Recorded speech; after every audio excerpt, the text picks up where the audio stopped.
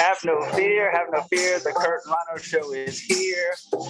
Back after a disappointing Final Four game last night. Coming to you live from Jada Pinkett Smith's hair salon. Today we are going to go over Coach K's the end of his career. We're going to talk about some Easter candies. We're going to talk Tiger Woods. We're going to talk women's Final Four. And like all great shows, they have a crossover episode, much like when Arnold visits Back to Life or with Steve Urkel visited Family Matters. So we have our own Steve Urkel today. Scott Hoffman coming in live from Colorado. Ryno, Scott, what is up? Not a whole lot, Kurt. Yeah, you said that we got a special guest. We kind of felt like this was going to be a redemption episode. We brought in Hoffman all the way from off the slopes to come in and talk about Duke and the losing trend that we've had on the podcast. We've lost the ACC championship. We lost the last home game at Cameron. Last show, we got a win, and we thought this was going to be the redemption. Come back, beat North Carolina, go to the finals against Kansas, and it wasn't meant to be. So regardless, Hoffman said he's in, win or lose, hardcore Duke fan. You can see it in his gear and his background. Kurt as well, hardcore Duke fan. So we're going to hash it up. We're going to talk about their lifetime as Duke fans. They've only known one coach, which is Coach K. We're going to talk about past, present, and future. So, guys, Hoffman, go ahead, man. Tell me what you think about maybe last night's game, this season, the last decade maybe, and then your lifetime as a Duke fan. Even Kurt can play ping pong with Duke history. Yeah, so, man, I mean, first of all, crushing loss. Great game last night. You got to say that first and foremost. The outcome is not what we wanted, but what a fantastic game. I was on the edge of my seat the entire time, except for that one 13-0 run that UNC had to start out the second half. There were no runs more than 4 or 5 points. It was just back and forth all night long. But enough about the terrible result last night. Yeah, Duke has been, and you mentioned the last 10 years. I'm glad you bring that up.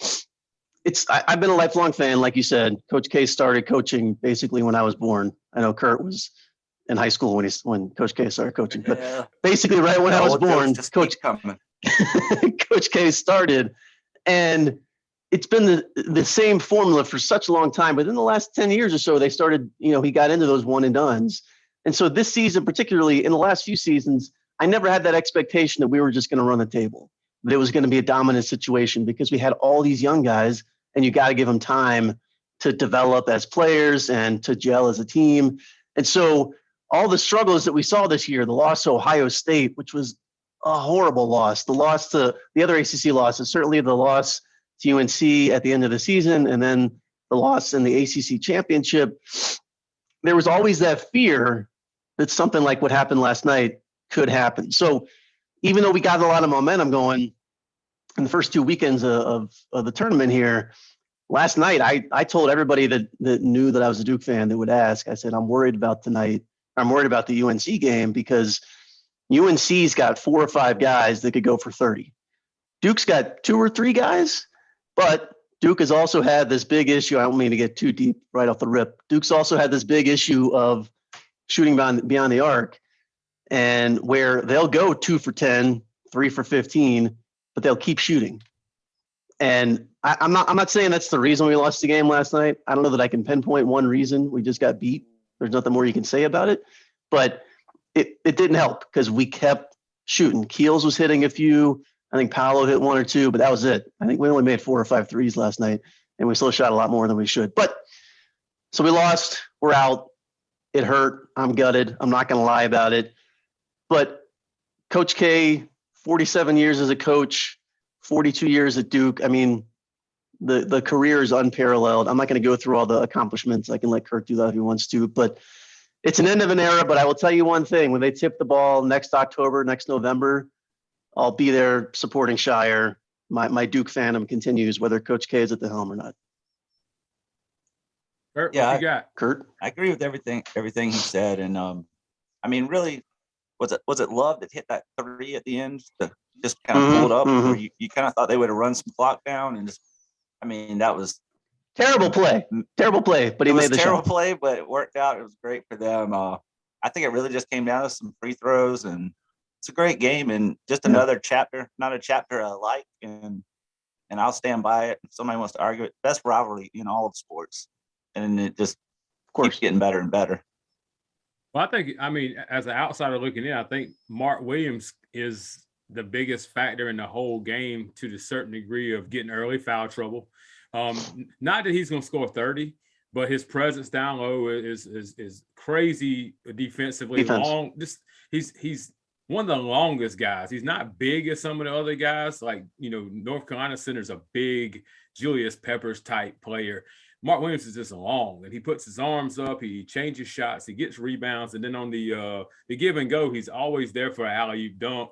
He always is there for a putback dunk.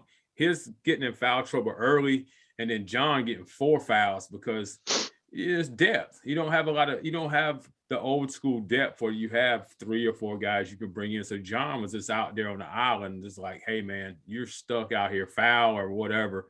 And then those 2 free throws Mark Williams missed at the end. It made it where Duke had to foul North Carolina. Like if it stayed within a 1 possession game, but when it got to 4, you have to foul. If it's 3 or 2, you can play straight up defense, get a rebound, and maybe tie the game. But when you're in 4, you're forcing free throws, and they're not missing any. Their guys shooting 85% from the free throw line, and they hit theirs. So it sucks because I don't like North Carolina fans, obviously, because somehow South Carolina fans turn into North Carolina fans, but not in football or baseball, just basketball. So it just sucks. I think it'd been better off maybe to lose it to Michigan State and just say the hell with it. The season's over. I know you guys don't probably run into a lot of North Carolina fans. I know Kurt doesn't. I don't know about you, Hoffman, especially out there. There's probably not a lot of North Carolina fans around, maybe on social media or something like that. But in general, I don't think it's going to be as bad as like a South Carolina Clemson thing living in South Carolina. But it sucks, and it's interesting to see what's your thoughts on the new coach coming in. You say you're on board. We've talked about this. I think Shire probably just grabs the torch and keeps running. I don't see any different, but I agree with you. You got to find a way to make one and done work, and you've got to find a way to maybe the lesser guys stay. So you've got some consistency, like a second-year Luke Kennard. Maybe I doubt you'll ever have a 4-year guy because the NBA pays so well for mediocre players, much less superstars. But what you thinking about Shire going forward? Yeah, I mean, I think Shire is a good pick. Nobody won. Honestly, no one wanted this job because how do you follow the GOAT of coaches? It's like all you're going to do is fail unless Shire literally comes back next year and wins the title, which is going to be tough because 4 of the starting 5 are going to the league. But again, we have an incredible recruiting class coming in, which I think is one of the main reasons Shire was selected as the next head coach, is because he has an incredible ability to bring those players in. He's a Chicago guy. He's got the Chicago connection. He's a Jewish guy. He's got the Jewish connection. I don't know. He's got a lot of connections. So he's bringing in the people that are going to win basketball games. But yeah, it was, there's such a long legacy behind Coach K of his alumni that they could have picked from. But all these guys already had jobs. Pretty much everyone that had any weight already had jobs. And Shire was just 1 seat to the left. So I think that's the guy that made the most sense. I think it'll be fine. I think the real question is 4 or 5 years from now, will Duke still have that same blue blood name? Will they still be as dominant as they are? But the only reason people say that is because, Coach, like you said at the beginning of the show, Coach K is the only person they've known. Kentucky goes through coaches a lot. Kansas goes through coaches, not a lot, but they've been through several coaches in my lifetime. All those other blue bloods, North Carolina certainly has. Dean Smith was there for a long time, but they've been through 4 or 5 guys since then. So there's no reason to think they can't stay at the top and continue to succeed. Yeah, I don't think they miss a beat, to be honest. I think they should be fine. I mean, they're going to keep getting the one and done guys, and the past 2 years were terrible with those one and done guys. 2 years between Zion and this year. So you just got to see. I mean, we don't get to see the development. We see the development of a Chris Collins or a Wojo or even, a Shire for all these players.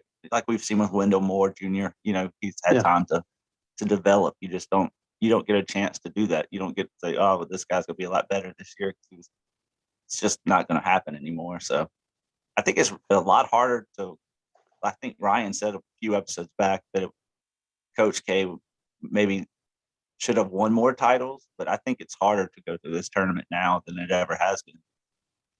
Not necessarily one more. You just think with, getting 5 McDonald's All-Americans every year that, there wouldn't be some of these other teams that sneak in there and get one. But I mean, 40 years, 5 championships, that's fine with me. I was just thinking, when you think in your mind the domination Duke's had, except for the year he was out hurt, they've been in the mix pretty much the whole time.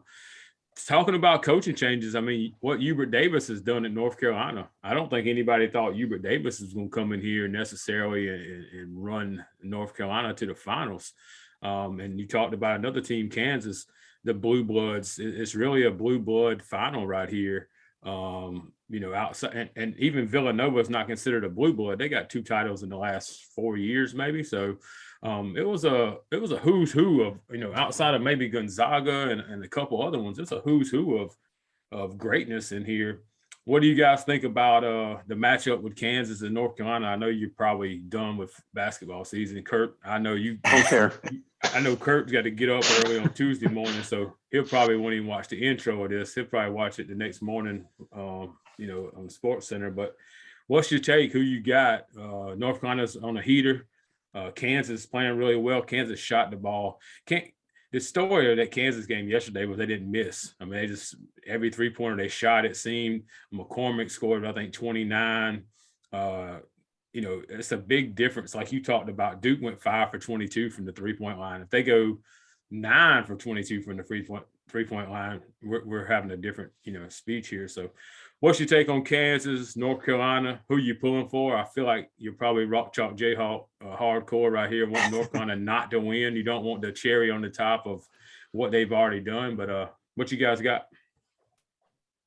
As I like you said, are there people I know? Yeah, I got people that texted me last night that are UNC fans that they're the last people on earth I wanted to talk to. And I literally said, you've never met a bigger Kansas fan.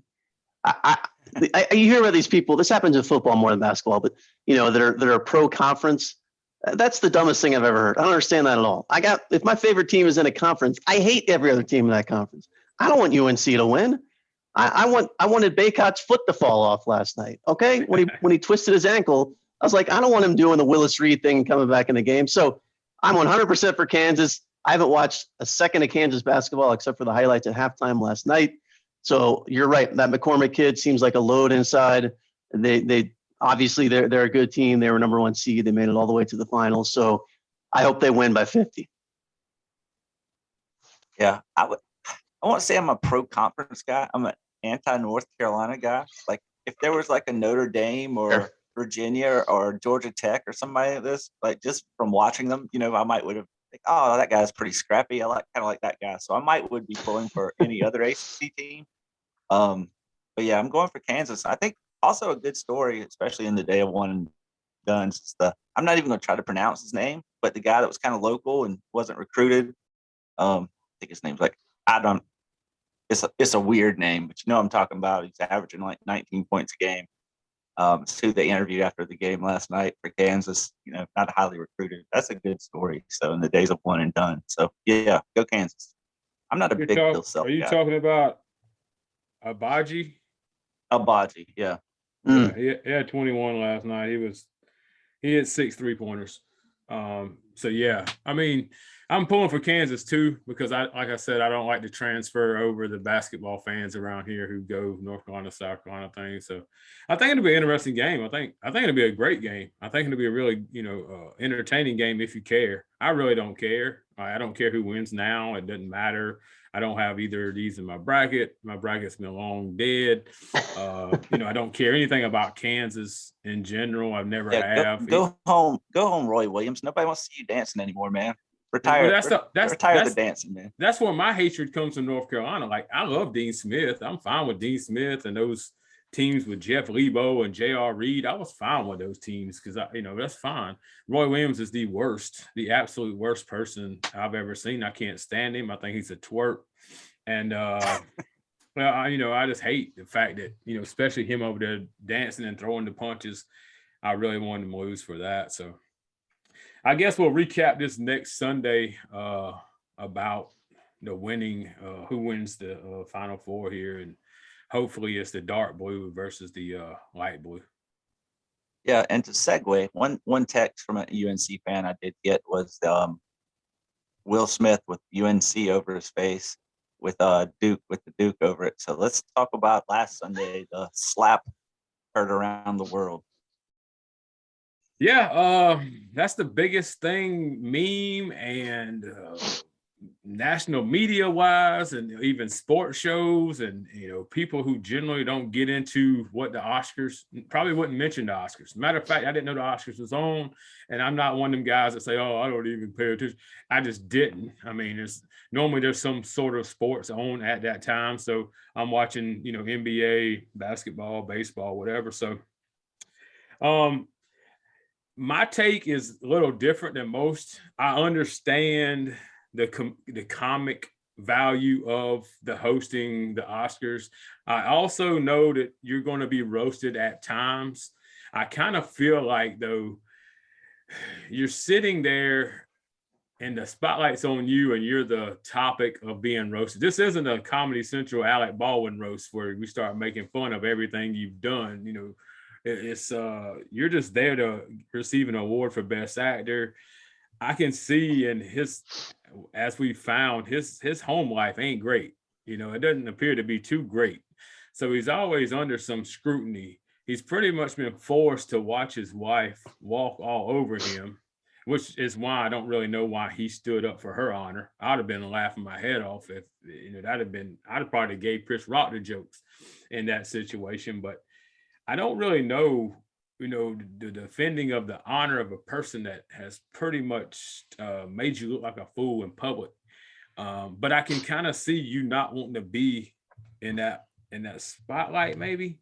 I don't know, man. It's unprecedented. We see, those comments come out and they pick and choose who they're going to blast, and the Kardashians and Kanye and, whoever they pick and choose.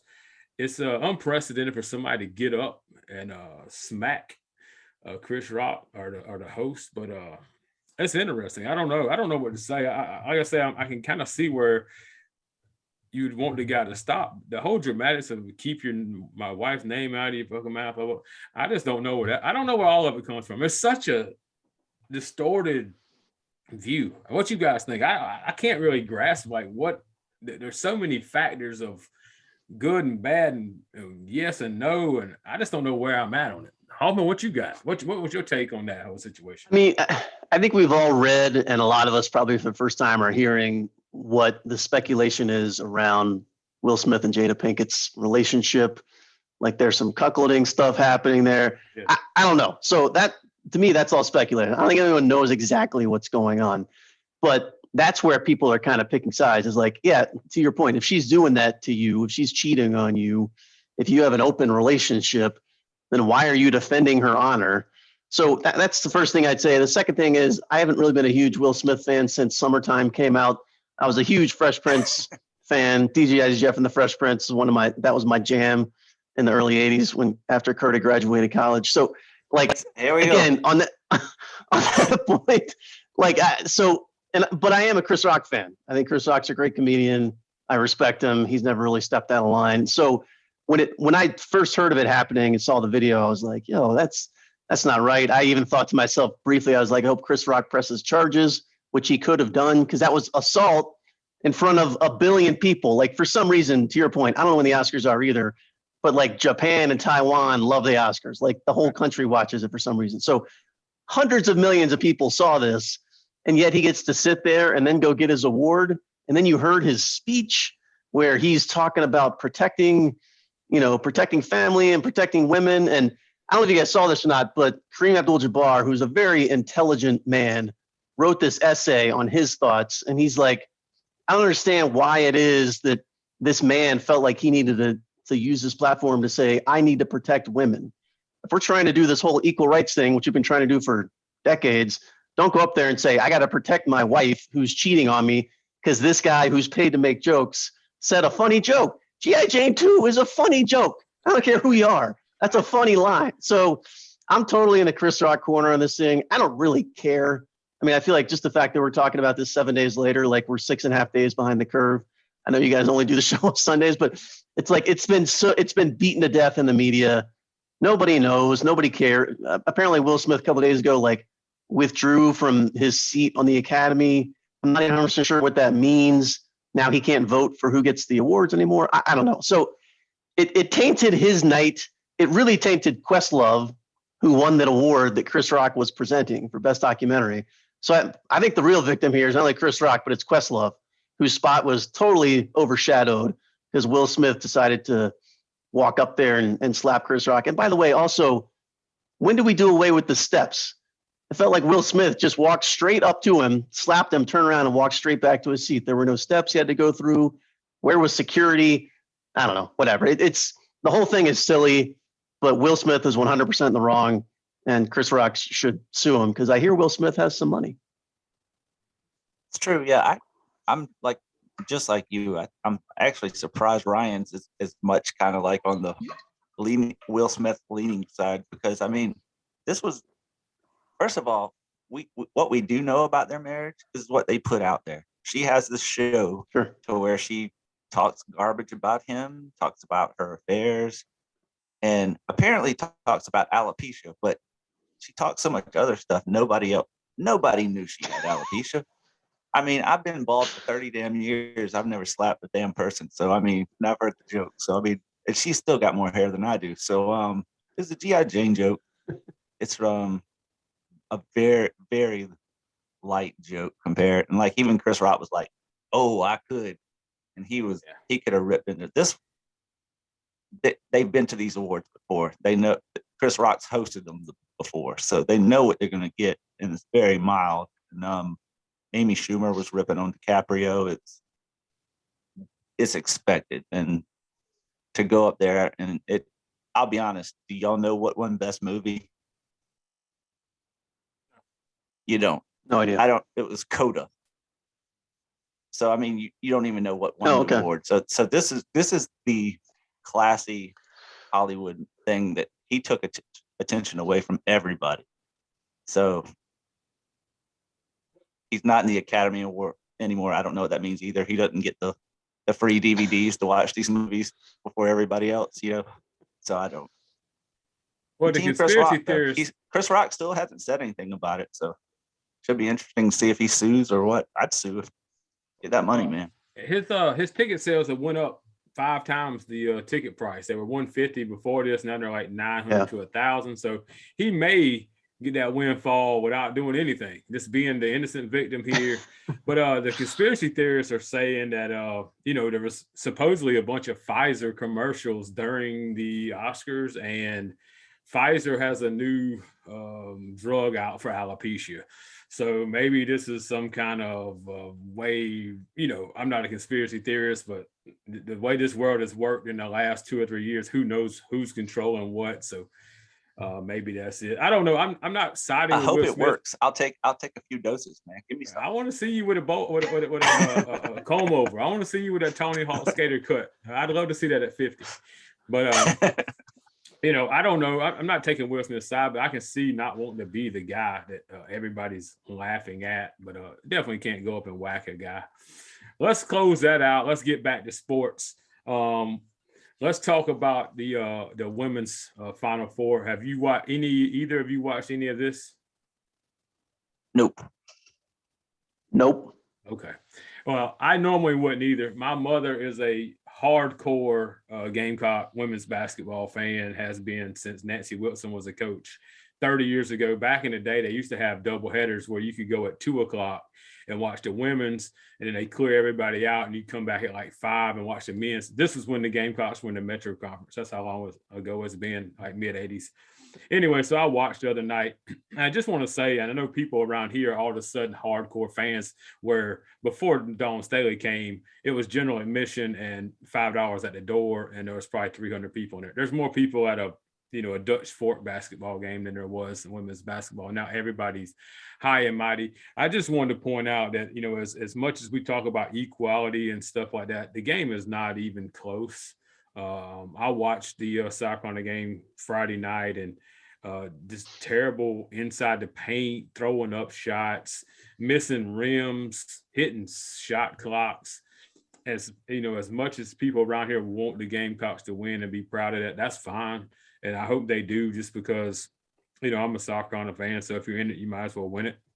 But it's not a good brand of basketball. And I got $100 said Dorman High School will beat them by 13 any day, any court, anytime. So if you want to do the economics and wonder why women don't make as much as men, it's because they're not as good. They're not very good at all. And the whole brand, and we had a group text last night about the Sue Bird thing, that they continually pushing Sue Bird down our throat. She's good for what she does, but the product is not good. That's just my 2 cents. Women's basketball is way lower than any men's basketball. It's a bad product.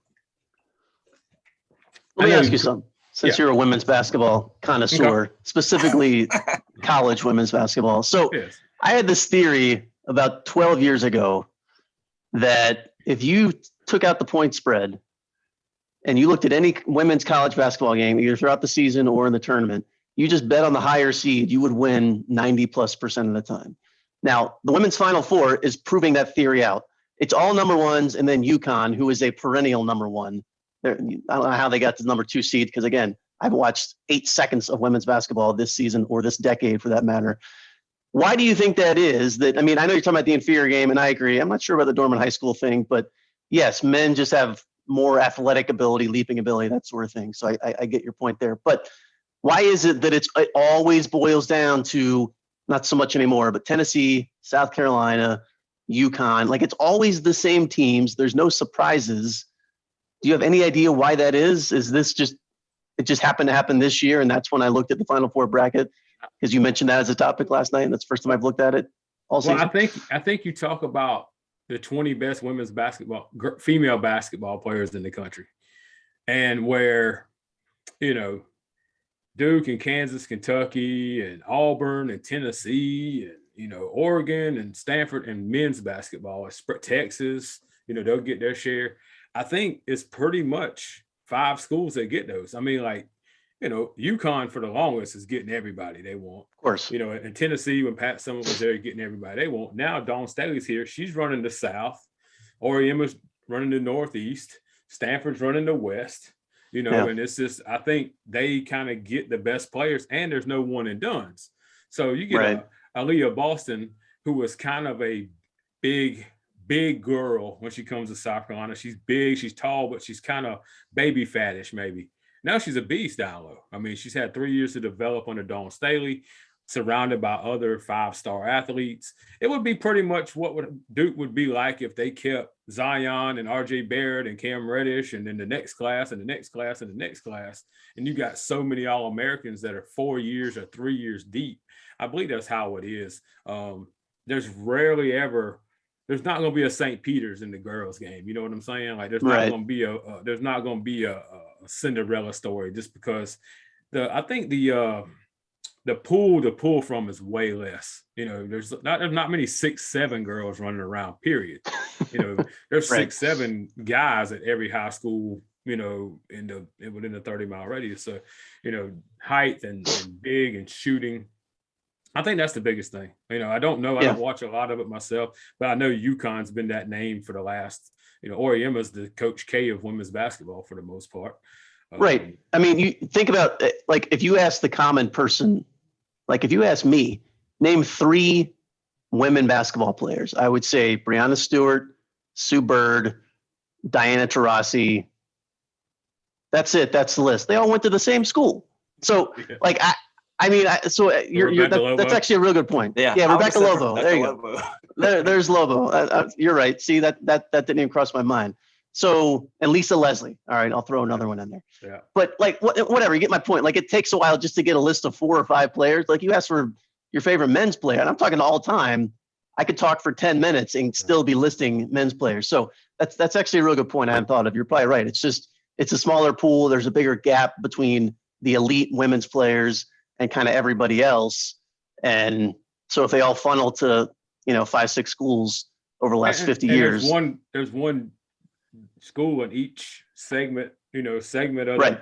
top, bottom, geographic, left, right. Yeah. They just grab everybody. Like there's a girl who plays at Camden in 8th grade. She's the best player of the class of, I don't even know, 20. I guess she's 9th grade now, 2025. But she, like 8th grade, she's got Gino Ariema, Dawn Staley, Baylor, whatever. So they already grabbed her. Most likely, she lives 20 minutes from the South Carolina campus. Most likely she's going there. She's 6'7" at 9th grade or whatever, averaging like 30 and 20. So they just get to pick of the litter. There's nobody who's going to say, you think I'm going to go to Butler, man, and build them a women's basketball school? Hang on a second. Hang on. How deep is this podcast going? Ryno's got the details on a 9th grade female basketball player recruiting update. So get ready, folks. He doesn't like the sport, but he's got all the info. Man, my ears are big, and I just absorb information. All right, let's scrap that. Women's basketball. I think the key thing you put on it though was no one and done. So you get to develop, of course, these people. Yeah, you get a 6'7". The sport's going to grow and get better because there's probably more dudes getting into it here lately. So yeah, I mean, and if look for a little more athleticism. There's a lot of guy fans of South Carolina because there's not anything else to grab a hold to. What else are you grabbing a hold to at South Carolina? The baseball team sucks. The basketball team just fired their coach. Football's 500 and they jumping up and down about that. UConn's the same way. There's not a whole lot going on at UConn. The basketball team's good every now and again. The football team gets beat by 40. So you got to have something to grab a hold to. And South Carolina fans are prototypical of that. They're all of a sudden on this bandwagon where, like I said, back 20, 30 years ago, man, you could get a general admission seat and sit behind the bench if you wanted to because nobody cared. When you win, people want to come watch. Same with baseball. You couldn't get a ticket into Founders Park, 10 years ago. Now you can walk up right now and get all the tickets you want because they suck and the coach sucks and they should fire him like they did Frank Martin. We'll talk about that later on at the end of the season when they fire him, hopefully. Ray Tanner's such a terrible AD that may not happen. Getting back to sports that we talk about, Hoffman we've talked about him being a Duke fan, of course. He's also a hardcore Lakers fan.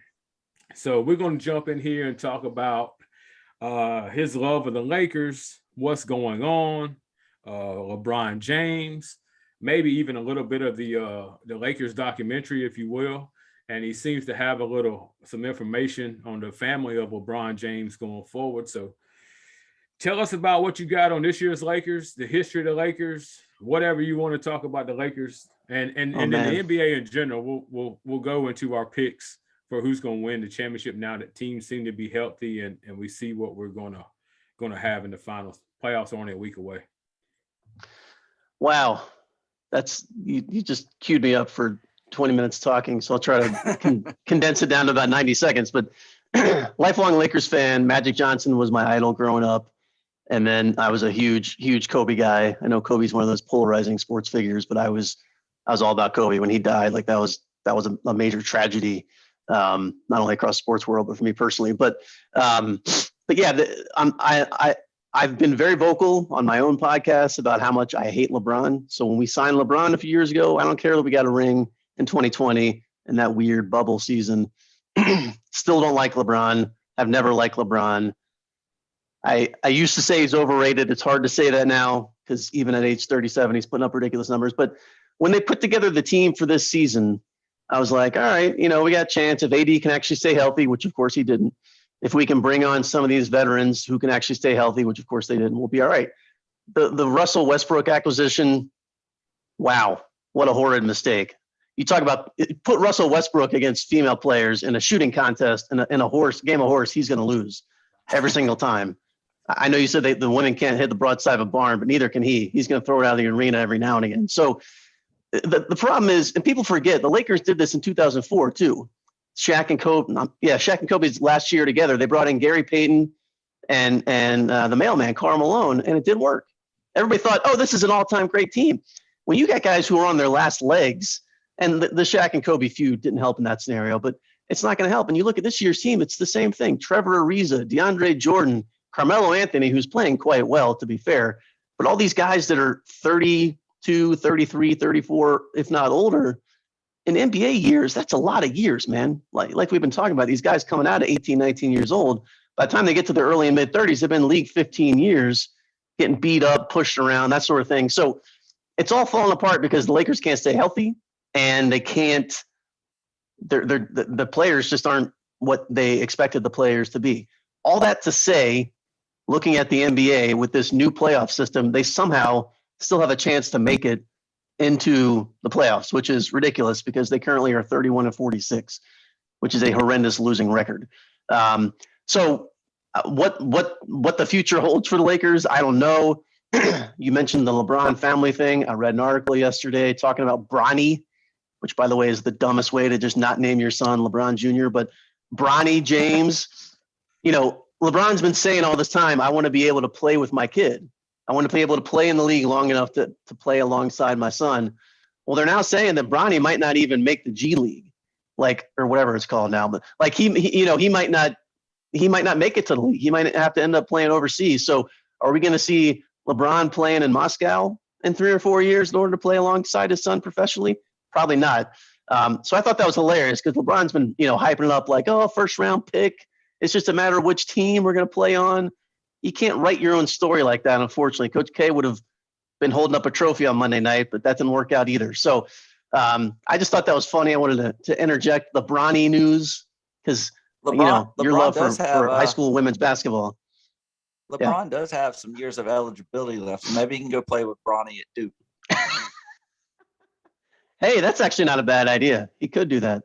That's a good point. Could you imagine that? Man. I was wondering if somebody wouldn't draft him solely for I'm sure it's a select few teams that, LeBron's probably not going to play with the Timberwolves or, I don't even know, the Sacramento Spurs, Kings. No. He's only going to play somewhere where he can, but I wonder if that's a package deal. Like, all right, LeBron, check this out. You're a free agent. We'll draft your son in the first round.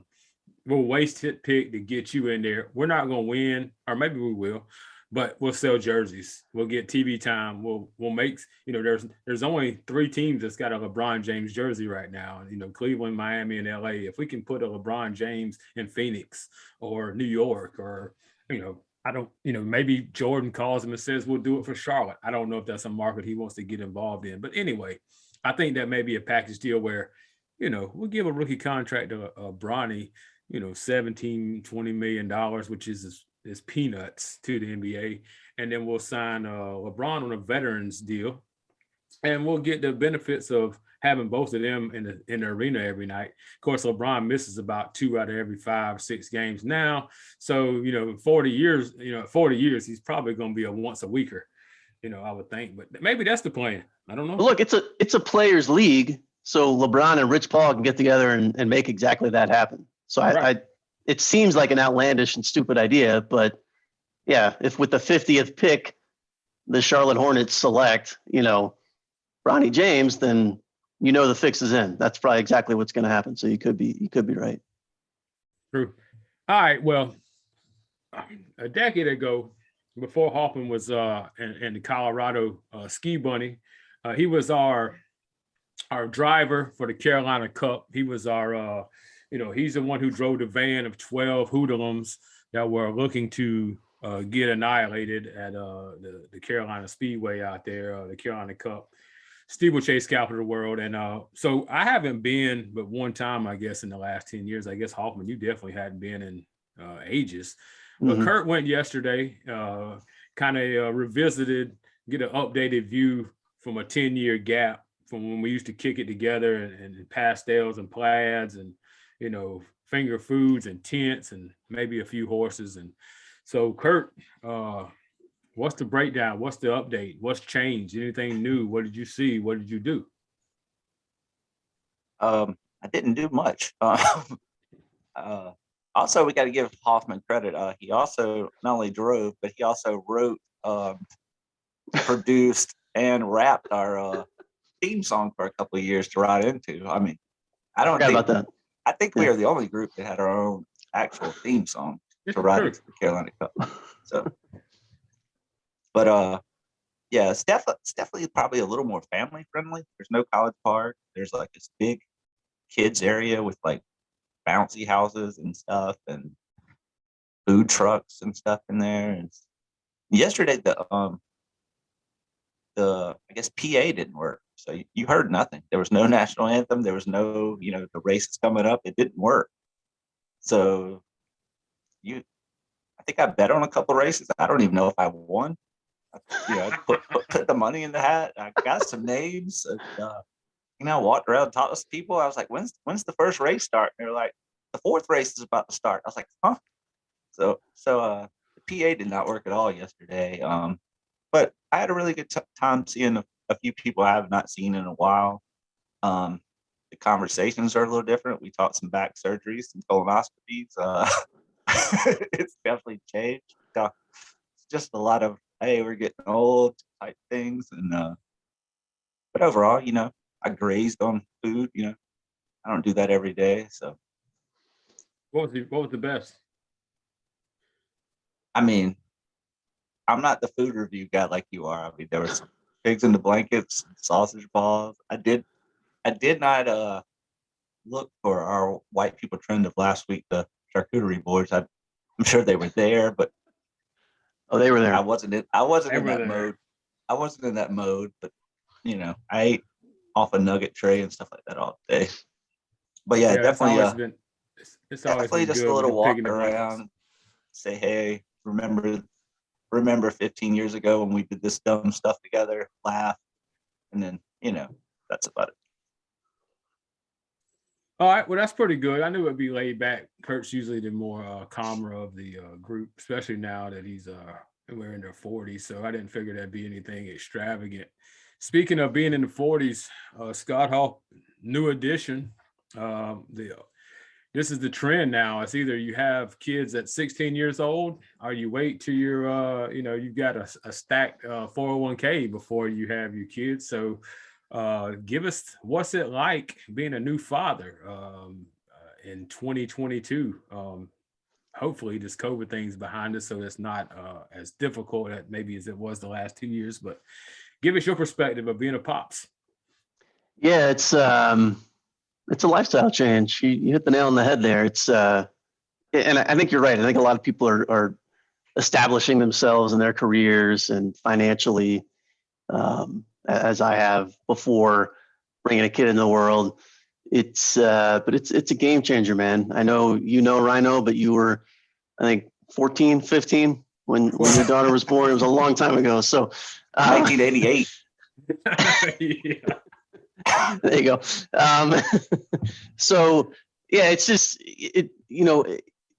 because I'm over 40 and this is my first kid, I can define it accurately as I had become selfish. Like it was me and my wife and our dog. And if we wanted to pick up and go somewhere on a Saturday and that's anywhere, by the way, that's to Target, that's to the mountains to go for a hike, that's anything, we could do that. Now we got to rethink everything. We got to pack a bag. There's a lot more to consider. Obviously, we're not really doing much of that at this point, but typically in the springtime, we do like to go to the mountains and hike. So that'll be a whole new ordeal. But yeah, it's fatherhood is fatherhood. I'm exhausted all the time. I'm doing things I've never done before, changing diapers and things and feeding bottles. And it's something else. Will I do it again? Likely not. Jury's still out, but we shall see. We shall see what the future brings. I was going to say, and this is something you can't say as a parent. You shouldn't be able to say, but you think about it. It's inconvenient, man. I mean, it's inconvenient, and it's a good thing because you're growing a human to be a responsible and great person later on. But at the time, man, it puts especially like you talked about, now you have a lifestyle that you're used to. Like you could just say, hey, let's go, blah, blah, blah. Hey, the Rockies are playing whoever, let's go this weekend, or the Avalanche, or Denver Nuggets, or you a lot of times you work on the road, you can just say, hey, I'm gonna be gone for 5 days. It don't make no difference. Yeah. You take care of the dog. But now you got another person in there you got to worry about, and all your decisions are made. And it's inconvenient. I don't care what anybody says. It I is. know people say that's harsh, but it changes the game, as an adult, what you're going to do, when you do it, how you do it, the expense of doing things. It's different. And by the way, I don't think there's any shame in saying that. Not to get too deep here on this Right. generally comical podcast, but like, yeah, like it is inconvenient. That's okay to say. Like, especially the first couple of weeks, my wife and I were very unhappy. Like, I'm not ashamed to say that we were, there was some postpartum going on there, which we won't go into details about that, but like, it was because it's such a change that you knew for 9 months that it was going to be a change, but you're still not ready for it. You can't prepare for it. No matter what books you read, classes you take, and we did all that sort of stuff, it's there suddenly, and you're like, oh, this ain't fun. This isn't, and it might not be fun for a couple of years. I don't know. Maybe you can give me some advice on that if you want. But I mean, you gotta take when does it get fun, right? You gotta take, when they can wake up and go get their own breakfast and use the bathroom by themselves. They can cut the TV on to whatever. Yeah, I'm looking forward I to don't know that. what cartoons are right now. But they can cut on Tom and Jerry Sure. and entertain themselves, where you're not required to do every single thing for them. I mean, this is how old my kid is. I bought a TV with a VCR on it. So she'd wake up, go in there and grab a Pop-Tart, a juice, put the tape in the VCR, and she's locked in the Land Before Time for hours. And I didn't have to be there 24/7 on call for everything she did. Mhm. The first 2 years, man, 2-3 years, it's tough, man. And it's still tough because you still can't just take off to the mountains, and hike or do whatever. You Right. still got that person you got to worry about. And, a big buck guy like you might be able to get you a nanny in there, man. You can just hire you a live-in and y'all can do that kind of thing. Just See, we'll see. Ryno will send you his VHS copy of The Land Before Time when she gets ready for it. So. It's funny though. He said that I still have a TV. I still have a TV with a built-in VCR. So send it my way. I'll gladly accept it. I got something for you, Scott, real quick. It says you are one of our 2 running friends, and also a shout out to Kenny Heinley, Indeed. who ran 100 miles yesterday in just a little over 22 hours. Our white people trend a few weeks ago, which me and Ryno still talk about this almost every day, is on running shoes. Can you tell me about running shoes in the running community? Kenny says he's never seen anybody running them, but every regular, just non-runner we see wearing them. So tell us about these if you have any. If you see them a lot. Here's what I'll tell you. Yeah. I don't see them a lot. And here's what I'll tell you. All I know about On Running is they put together a competitive running team that actually did pretty well in the Olympics. The World Indoor Track Championships were just a couple of weeks ago. They have a couple of guys that are really good and girls that are really good runners. And so that's how shoes are sold in the running community. You see them on your favorite marathoner, you see them on your favorite, track athlete, whatever it is. And so when you have people that are doing well and they're wearing the singlet, they got On Running on their jersey, that sort of thing, it helps to sell the shoes. I have never seen a pair in the wild. I've never seen them in a store. I'm sure I could figure out how to buy them online, but I don't know if I would, because I don't know if they're necessarily good shoes or not. I just know that they have a good competitive team that actually trains out here in Boulder. And I follow their YouTube channel. Like they're legit, but that's all I know. But congrats to Kenny, 100 mile. That's legit. That's all we see is in the wild. That's why we're wondering why it's like we don't see commercials for it. But they don't. You go in the grocery store, just everybody's wearing them. Everybody's running around the grocery store with On Running shoes. I saw a buddy of mine yesterday in Columbia, just out of the blue, ran into him. Ironically, in Irmo, he also lives around here, but he had them on, and I asked him. I said, "Come on, man, you got fooled into buying?" He said, "No, man, these are the most comfortable shoes. I don't have to tie them; they're just slip on, I guess." And he said, "If I took off running right now, they'd be on my feet, and I feel like I could run as fast as I could." I don't know how this white people hype. They hype this thing up, but like you said, no advertisements, but everybody's got them. $150 a pair. I told him, I said, "There's no way, man, that 3 pair of Asics or whatever the running shoes are wouldn't be better than just 1 pair." But I guess it's that trend. There you go. You say you have a old white people trend as well. So special guests I do. come in and with trend. Let's go with that. I do. And coincidentally, it's about running. So I was out running yesterday. I was on a path near my house. And from a distance, I see this person coming my way. Yesterday, it was sunny here, but it was in the mid 50s. I see a person coming my way wearing a tank top and what looked to be like not bikini bottoms, but like bathing suit bottoms that you would see, at the beach or something. I assumed it was a woman. As the person drew near, no, it's an old man wearing the white tank and the short running shorts that are so short from a distance they look like a female bikini bottom. And I was born and raised in South Carolina. You guys still live in South Carolina. We've all been to the beach.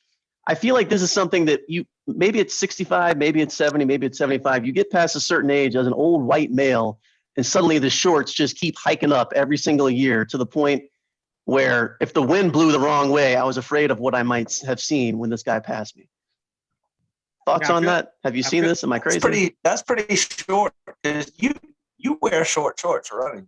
I've seen the I do wear short shorts, but I would not wear shorts like that, like this guy was wearing in public. I wouldn't. So you're saying it's like a 2-inch or 1-inch inseam, right? You're probably the inseam was a quarter inch. Shorts. Well, if he sat in a chair, the nuts would fall out. If he sat in a yes, chair, they'd slide right out. Okay, correct. Yeah, I think we have seen that. I think as you get older, you care less about stuff. I don't understand why you don't want to keep your nuts in your shorts or why it needs to be that short. But I don't run either, so I'm not sure if that's more comfortable or maybe I don't know. That's something that it's not. It's not more comfortable. It's not more comfortable, and I'm with you. I don't care what anyone thinks about anything I do, but I care about my presentation to the world. Yeah. And again, that stiff wind, if it were to come from the wrong direction, I don't need some charge because I'm near a middle school. This is true. And my Laffy Taffy finds its way out of my pants. I don't need to deal with that. You know what I'm saying? Maybe it's just spring, working on that base tan. Yeah, I don't know. That could be part of it. That's pretty good. We don't see that a lot because, I definitely don't run. And Kurt, I think, does a lot of in neighborhood running, and most of his stuff is inside the neighborhood and jumping jacks, jumping jacks, but more of a swift walk. Yeah, he's a fast walker, competitive fast walker. But so the next thing and I know you guys don't follow golf like you don't follow women's basketball, but to hear Tiger Woods is back, are rumored to be back at Augusta this weekend for the Masters, the Super Bowl of golf tournaments, the greatest that we've ever seen do it. What does it mean when you see that? When you read that headline, when you see on the bottom of Sports Center, even though you probably don't watch a lot of golf and may not watch the Masters, what does the name Tiger Woods coming back to the Mecca of American golf, what does it mean? What's your take? What's your thought process when you see that on the bottom line? When you put this as a topic, I was like, was he not going to play anyway? That's how out of golf I am. I had no idea that was newsworthy. It was news to me. I didn't know until I saw it in the itinerary today. So, you didn't know he wrecked? He almost died a year ago? I knew about that. We all knew about that. I knew he wasn't playing. I didn't know he was gonna play. This is news to me. I mean, I've seen him playing with this kid lately. But. Right.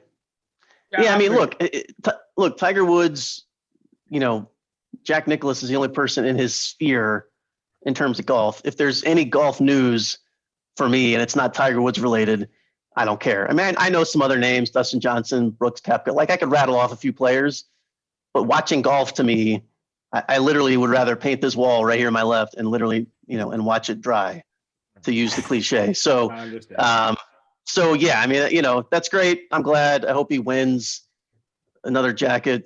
Okay. I see the picture behind you. Hopefully he's wearing red. I know that's his thing. Like that's all I know about golf. That's all I care about. I'm in the same boat as Hoffman. I'm in that group text with you, Brian and Jared, where y'all will send golf stuff all day when golf's going on. And I didn't even see that mentioned in the group text. So that's where I get my golf news from. I don't, Yeah, I think if that I'm the audience, walking around, I see a group text. I look at my watch with the message, and there's golf for the day. That's all I know of it. So I mean, I get it. I get its importance, and I use the icon. Not knocking it, just Of course. not a golf guy. yeah, I think this is more reserved for the me and Brian's podcast. 'Cause I know you guys don't. I knew you didn't care, but it's still like the greatest of whatever. Like Hoffman said, besides Nicholas, maybe, and you can go back into the old guys, but I don't. It's an era thing. I don't think those guys can compete. Like Babe Ruth couldn't hit a 100-mile-per-hour fastball. So anyway, that's just my take. I'm glad it's Masters week. We're getting in. We start the week with the final four, the final two matchup on Monday, and then we walk into Masters, which is a big deal in the world of sports. And then, the one thing I think we all have in common, I think, is we all like candy. Easter's coming up now. Hoffman, this will be your first year making the Easter basket, I assume, for the little guy. No, okay, well, maybe Jamie will have an Easter basket with a rabbit and something going on, or some sort of something. But For anyway. pictures, maybe. Yeah, there you go, for pictures. Yeah. I know he's not going to eat the solid bunny, but You have a daughter. Yeah, it's a she. That's all right. Right. It's okay. Did I say he? You did Yeah, multiple times. Yeah, but it's Yeah. okay. The little guy. Yeah. Well, Little guy. I'm not about pronouns, man. I ain't about the pronouns. He, she, whatever. Oh, I see. Hey, Sure you are. Ryno does not see gender. Yeah, I'm a non-binary individual or whatever. Oh, that wow. is. Wow. Wow. Bombshell right here in the pod. I love it. So I'm gonna start with Kurt because I know Kurt's a candy eater. I know that for the fact. He's a muncher like a rat. He loves candy. Top four, Mount Rushmore. If Crystal's making you an Easter basket, Kurt, what's the top four things you're looking for? We'll close it out with the Mount Rushmore of Easter candy. I like the Starburst jelly beans. Oh yes. Big fan of those. I like the Reese eggs. Wait.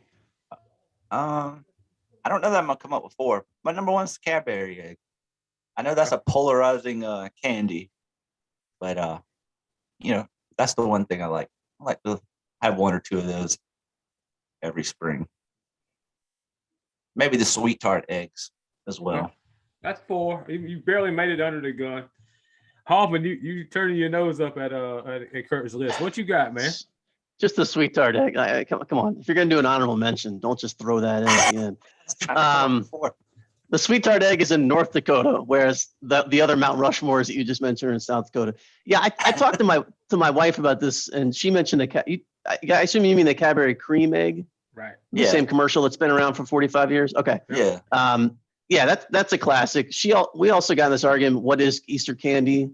Like if it sells the rest of the year around, whatever. I don't know. We went back and forth on that last night. Yeah, it's repackaging the same thing. Yeah. But to that end, it's like Reese's has a lock on they certainly have a lock on Halloween. They also have a lock on Easter. Like no one can beat Reese's. So my first one, I agree with you, are the Reese's eggs. I actually like the white eggs, which I know a lot of people don't, the white chocolate, but I'm a huge fan. I got 2 bags behind me. Yeah, I think the Reese's white eggs are excellent. I like the Reese's Pieces, like jelly bean size eggs. They have like a candy outside and the Reese's Pieces flavor on the inside. Those are really good. In terms of actual jelly beans, which I think is the universal Easter candy, I'm a speckled jelly bird eggs guy. I don't know if you guys have seen those. They're harder to find, but it's, the typical Brock's or whatever, but they're speckled and they got a different coating on the outside and they're delicious. I know Ryno's had them. Ryno's been in the food and beverage, and he was in the food and beverage industry too long to not have tried all these things. And then I'll throw in for my fourth one. I'm going to throw in the Butterfinger nest eggs. Again, a smaller size. The one drawback, they're individually wrapped. It's kind of a pain in the ass to get the foil off for every single one. Yeah. But to your point, Ryno, if I'm looking at my Easter basket and a couple Sundays here, those are the four that I want to see. I agree. I think you guys nailed it with the Reese cup, no matter how you like it. You know, you like the white, I like the egg, the whatever. And like you said, Reese's has, you know, went across the board and they're number one. They're just number one. This is no doubt about it, you know. And Kurt, you said it too, the Easter egg, the jelly beans, the Starburst or whatever, Skittles or whatever they are, Starburst, I guess. That we got some on the kitchen table, and I can't help but get a handful every now and again. That's my favorite as well. I'm good with any of it, man. I love it all, except Cadbury eggs. I don't like the Cadbury eggs. I something about them, I don't know what it was. I think as a kid, it kind of grossed me out thinking there was an egg yolk inside that chocolate, maybe. I don't know. So I'm not that. I agree with that. I was the same way until I tasted that yolk, and I was hooked. Maybe I need to reach that sweet yolk. Maybe I need to revisit the yolk. Also, it's a classic commercial too. Thank you, Easter Bunny. Yeah. Walk, walk. It is classic. So let me ask you, since neither one of you mentioned this, because I had it on my not list as well. Neither one of you mentioned Peeps. I'm not a fan of Peeps either. They're okay, but yeah, going second, it threw me off track with hearing Kurt's list because I'm a Peeps guy, but I like the bunnies with the ears. I like to eat the ears all first in the body. I don't like the fat chickens. I'm a bunny, and it don't matter if it's pink, blue, or yellow. I'm a Peeps guy. I've got 4 cupcakes that were at the cup yesterday that weren't eating that have Peeps on the top of them. So I plan on pulling those Peeps off. So I'll save them for you, Ryno. Yeah. I do that. I like them. I like them a day later. They get kind of crispy too. If they sit out. There you go. Ooh, yeah. I'll save them for you. I'll save them all week for you. Yeah, let me get them about Thursday. All right. I think that wraps it up. We've covered Duke, the eulogy of Coach K, his career. We talked about Will Smith, Chris Rock. We talked about the Lakers, women's basketball. We talked about the changing of becoming a pop at 40. What it's like. The key word is inconvenience. Old dudes showing nuts while running is a no-no. And, Peeps and Reese cups and Cadbury eggs for Easter. That's the best part about, any of these is like the Monday afterwards, because then all the candy's like 75% off and you can go raid the Reese cups and get all you want from the Dollar General. But Hoffman, appreciate you joining us. Let's see, Scott, we'll have you back on maybe like in an NBA playoff kind of deal. Yeah, Scott, would you like to plug your podcast to our millions of listeners at home? Thank you, Kurt. The millions. I appreciate that. Yeah. You can check me out at bropodnetwork.com. My brother and I do a show, The Bro Pod with Scott and Todd. We're on all the various platforms, Spotify. We got a Facebook page. We're everywhere. So, go check it out. It was a pleasure being with you gentlemen on this Sunday morning. The pleasure was all ours. Nice. All right, Kurt, get us out of here. Until next time, everybody, we will be back next week with some more. So have a great week.